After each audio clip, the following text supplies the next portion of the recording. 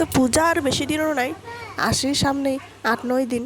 তো তার আগে গিয়ে শপিং করে না করলে কি হয় পূজার সময়। হরে কৃষ্ণ বন্ধুরা, তোমার সবাই কেমন রয়েছে? তো আমরা এই যে সন্ধ্যাবেলা বের হয়ে পড়েছি, তো বরের লোকে এসেছি। তো বর বললো চলো আমরা এই যে স্টাইল বাজারে এসেছি। এখন যেহেতু পূজার সামনে আর যেহেতু কাপড়ের দামও তেমনও আগুনের মতো হয়েছে, বাজার একেবারে কাপড়ে কাপড় দেখা যায় চারোপাকে।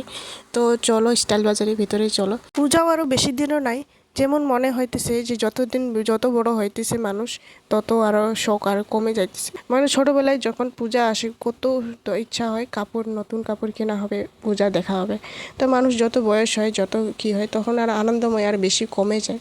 যাই হোক, অনুরাধার জন্য তো কিনতেই হবে। তো চলো অনুরাধার জন্য ভালো একটা গাউন দেখা যাক।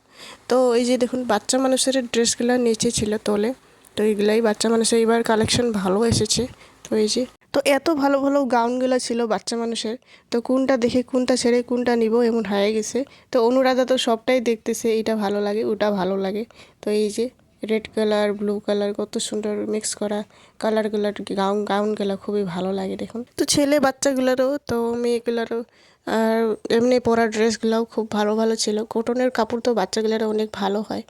তো এই যে pen, long pen, T shirt সব এগুলোই মানে বাচ্চা মানুষের কালেকশন। এই যে দেখুন কি সুন্দর টি শার্টগুলো, আর ওইদিকে এই যে দেখুন বাচ্চা মানুষের ছোট থেকে বড় সব পাওয়া যায়।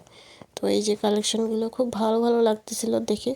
তো এই যে অনুরাধা এসে যে আরও খেলা বস্তু যে দেখে এগুলাই নিতে চাই। এখন সেকেন্ড ফ্লোরে মেয়ে মানুষের ড্রেস ছিল, আর থার্ড ফ্লোরে হলেও ছেলে মানুষের ড্রেস ছিল। এই যে বাচ্চাগুলোর খেলনা, আমরা সেকেন্ড ফ্লোরে গেছি। তো এই যে দেখুন পেক, পানির বোতল সোতল কালার সালার খেলা বস্তু সব এখানেই আছে। এই যে দেখুন ভালো ভালো বাচ্চাগুলো এসেই যে এগুলা দেখে আর নিতে ইচ্ছা করে নে। তারপরে এই যে এই গাউনটা নিলাম, খুবই ভালো লেগেছে গাউনটি। তো বন্ধুরা আজকের ভিডিওটি কেমন হয়েছে অবশ্যই লাইক করে দিয়ে যাবেন।